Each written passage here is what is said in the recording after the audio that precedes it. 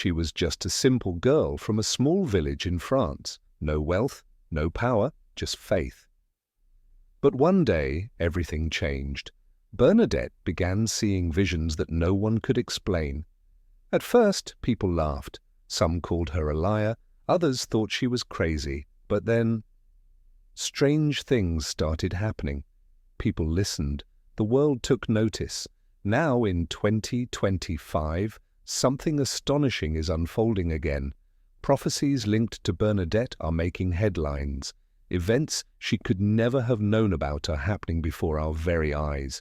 How could a humble peasant girl from the past foresee what was to come? Were her visions real? And if they were, what do they mean for us today? Some believe her words hold a warning, others say they bring hope. But one thing is certain, her story is far from over. The real question is, are we ready for what comes next? Don't miss out on what's happening now. Subscribe, share, and let us know your thoughts.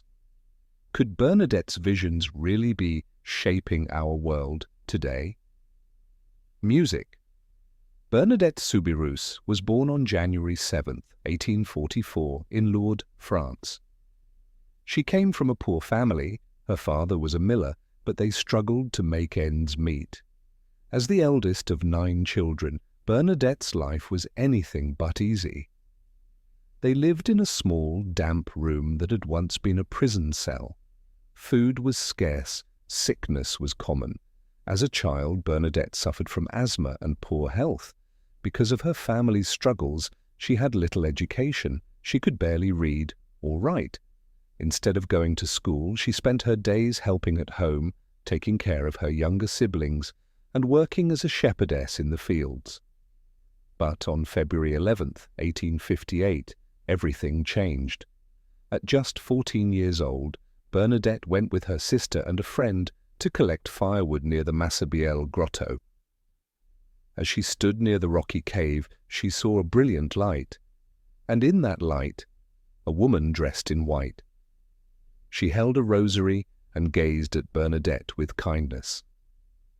At first, Bernadette was afraid, but something deep inside urged her to stay. She knelt and began to pray.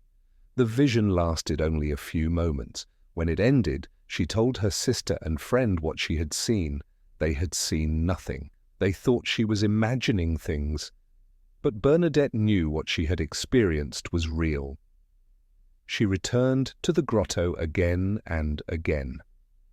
Each time, the beautiful lady appeared to her. Though she did not reveal her name at first, she spoke to Bernadette and gave her messages, urging her to pray and do penance for sinners. As word spread, crowds began to follow Bernadette to the grotto. Some believed her, many did not. They called her a liar, a storyteller, even a lunatic. The local authorities were furious. They interrogated her, pressured her to change her story. But Bernadette never wavered. Then, during one of the apparitions, the lady gave Bernadette a strange instruction: dig in the ground. At first, there was only mud, but then water began to flow. A clear, fresh spring bubbled up from the ground. Word spread quickly. People came to see the mysterious spring, and soon stories of miraculous healings began to emerge. Those who drank from the water or bathed in it claimed to be cured of illnesses. News of these miracles spread like wildfire, drawing pilgrims from all over France to Lourdes. Then on March 25, 1858, during one of the apparitions, Bernadette finally learned the identity of the lady who had been appearing to her. The woman spoke 4 words: "I am the Immaculate Conception." Bernadette had no idea what this meant. She repeated the phrase over and over so she wouldn't forget it. When she told the local priest, he was stunned. The term Immaculate Conception referred to the belief that the Virgin Mary was conceived without sin, a concept Bernadette, an uneducated girl, could not have known on her own. This revelation convinced many that she was telling the truth. Despite the growing attention, Bernadette remained humble. She never sought fame or special treatment. But as more and more people flocked to Lourdes, her family faced pressure. Authorities tried to shut down access to the grotto, even blocking it off at one point. But nothing could stop the belief that something extraordinary had happened in Lourdes. In 1862, after careful investigation, the Catholic Church officially recognized Bernadette's visions as authentic. Lourdes became a place of pilgrimage, drawing thousands of people hoping for healing and spiritual renewal. But Bernadette never stayed to bask in the attention. Instead, she chose a quiet life of service. She joined the Sisters of Charity in Nevers, France, dedicating herself to caring for the sick and the poor. Her health, already fragile, worsened over the years. She suffered from tuberculosis, enduring great pain, yet she never complained. She remained faithful until the very end. On April 16, 1879, at just 35 years old, Bernadette passed away. Years later, when her body was exhumed, something astonishing was discovered. Her body had not decayed. It remained remarkably preserved, a phenomenon many saw as yet another sign of her holiness. In 1933, the Catholic Church officially declared Bernadette a saint. Pope Pius XI canonized her, and her legacy only grew. Today, St. Bernadette is honored worldwide. Lourdes remains one of the most significant religious sites on earth, visited by millions seeking healing, hope, and faith. And through it all, the spring she uncovered still flows, just as it did all those years ago. Can water really heal the sick? At first, many were skeptical, but then something happened that made people start to believe. The first recorded miracle took place in 1858, the very same year Bernadette had her visions. A woman named Catherine Latapie, whose hand had been paralyzed after an accident, dipped it into the spring. Instantly, she could move it again. Word spread like wildfire. More and more people came to Lourdes, hoping to experience the same healing power. Some were sick, others injured. Some sought physical healing, while others longed for spiritual peace. As time passed, thousands claimed they had been cured after visiting the spring. Some reported relief from pain, while others said they had been healed from incurable diseases. But not every case was accepted as a true miracle. The Catholic Church established strict guidelines to investigate these claims. Every reported healing was carefully examined by doctors and church officials who looked for cases with no medical explanation. Over the years, thousands of cases have been studied, but only 70 have been officially recognized as miracles. One of the most famous cases was that of Gabriel Gargam. In 1901, he was in a horrific train accident that left him paralyzed. Doctors told him he would never walk again. But after visiting Lourdes and bathing in the spring, something incredible happened. He regained movement and went on to live a normal life. His case was examined by medical experts and later declared an official miracle. Another well-known case was Jean Fretel. She suffered from advanced tuberculosis and was on the brink of death. Doctors had given up hope. But in 1948, after traveling to Lourdes, she experienced a sudden and complete recovery.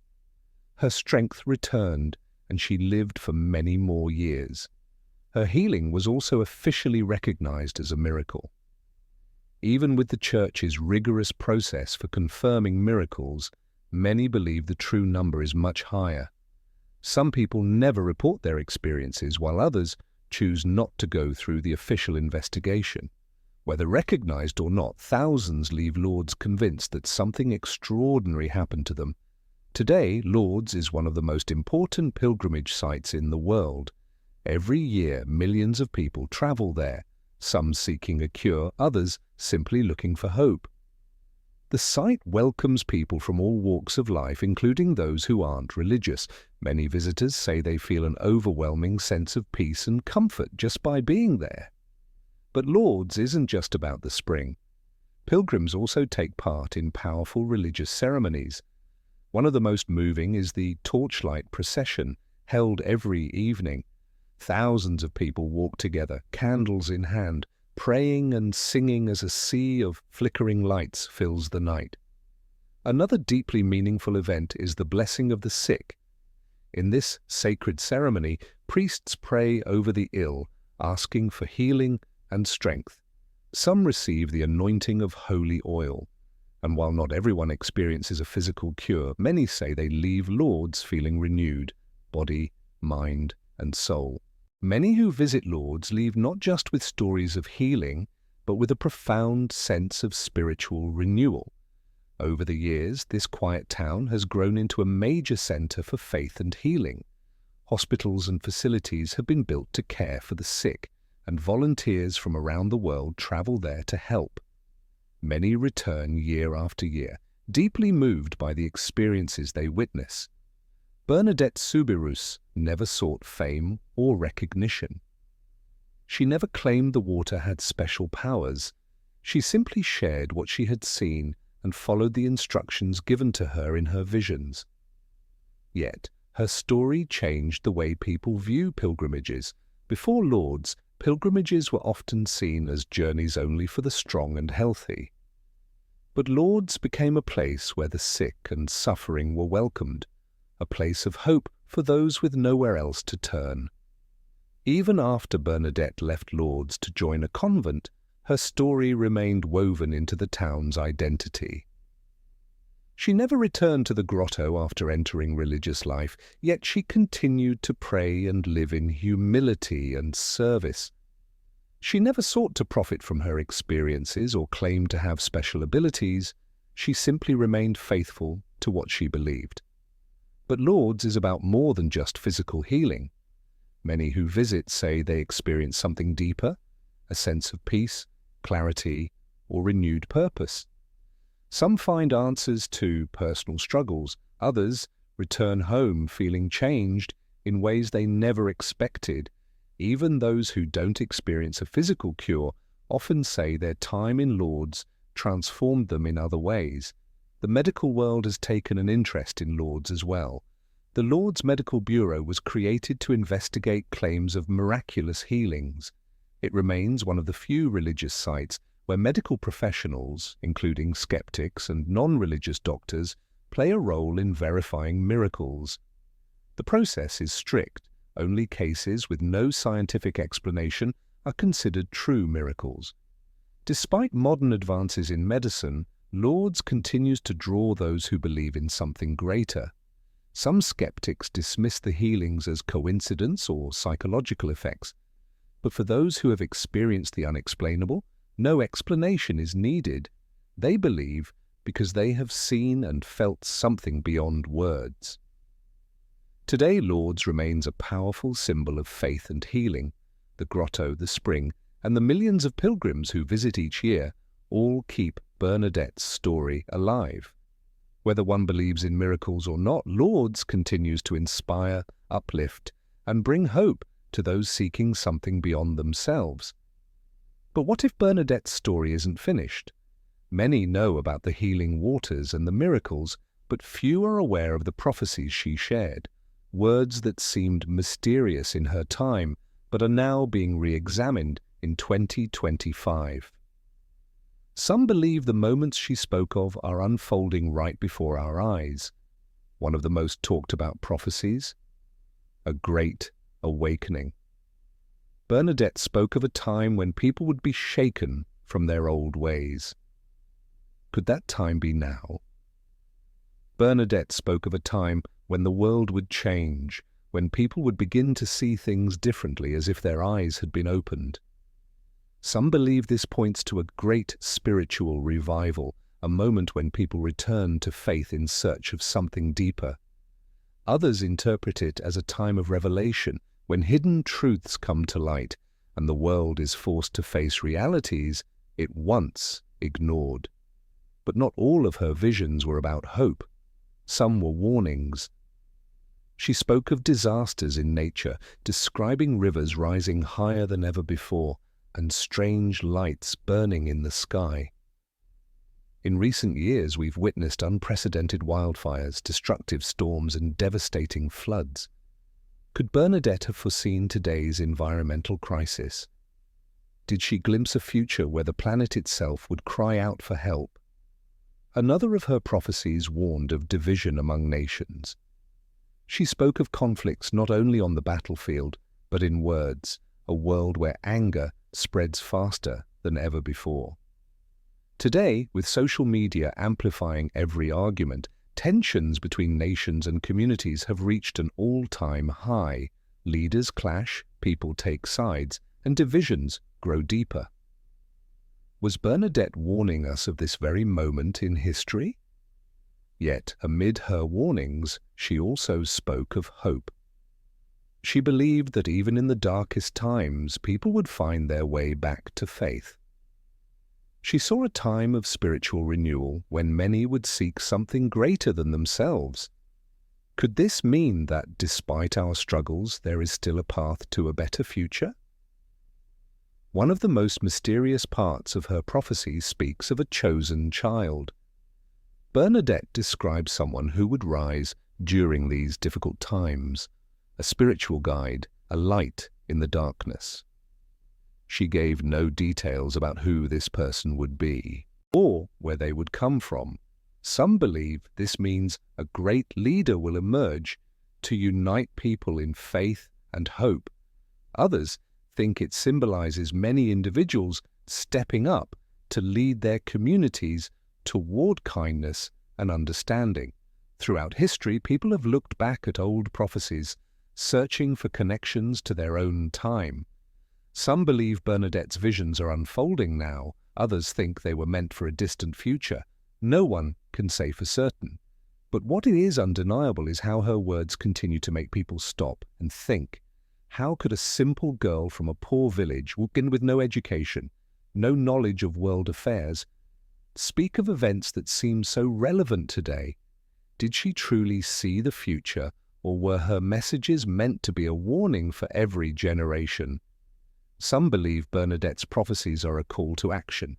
They see her words as a reminder that we must take care of the earth before it's too late, that we must work to heal divisions and end the spread of hate, that we still have a chance to return to faith, unity, and kindness. Bernadette never sought attention or power. She simply shared what she had seen. Now in 2025, her words seem more relevant than ever. What do you think? Are Bernadette's prophecies coming true? Or were they meant for a future still to come? Bernadette Soubirous never claimed to be a prophet. She didn't try to interpret her visions or explain them in great detail. She simply shared what she had seen and heard. Her words were written down, studied, and passed down through generations. Now, as the world faces growing challenges, her prophecies are being talked about more than ever. Are we truly living in the times she foresaw, or is it human nature to look to the past for meaning when the present feels uncertain? Regardless of what one believes, Bernadette's words continue to inspire. She didn't just speak of warnings, she also spoke of faith, hope, and the possibility of change. Whether her prophecies were meant as divine messages or reflections of human struggles, one thing is clear: they remain a powerful mystery that still captures attention today. 2025, a world in uncertainty. Today, many people feel that something big is happening. Climate disasters are intensifying, politics are more divided than ever, and more people are searching for meaning. Could Bernadette have seen this time coming long ago? Her prophecies spoke not only of struggles but also of hope.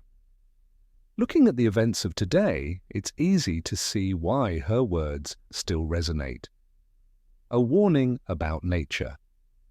Bernadette spoke of rivers rising and the sky burning.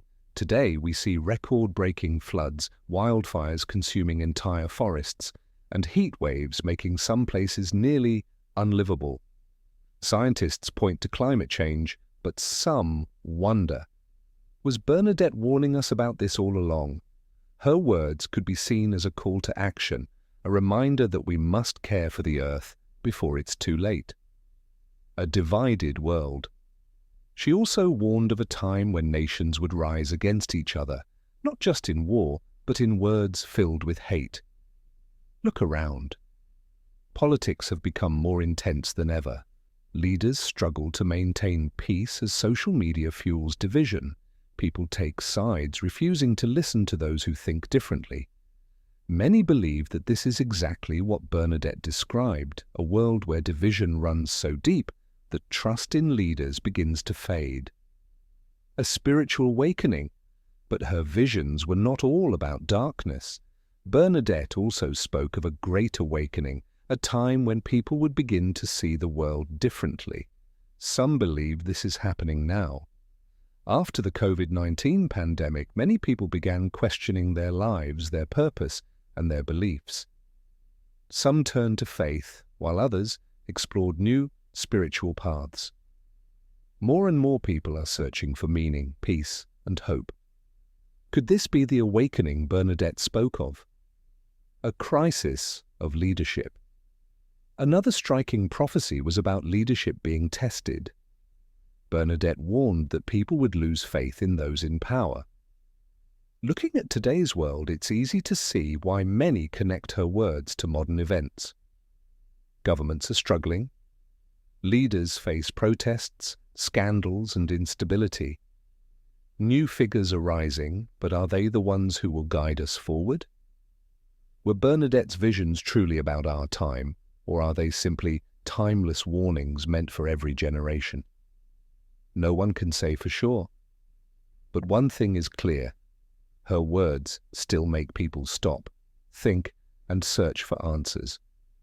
What do you think? Are we living in the times she foretold, or is history simply repeating itself? A world at a turning point. There's a growing feeling that something big is on the horizon. Is the world on the brink of a major disaster, a profound shift in society, or a transformation in human thinking? No one can say for sure, but the sense of change is hard to ignore.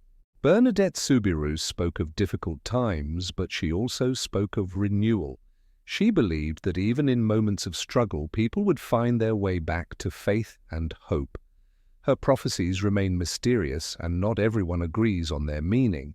But looking at today's world, it's clear that her words still hold power. As everything shifts around us, many are searching for answers.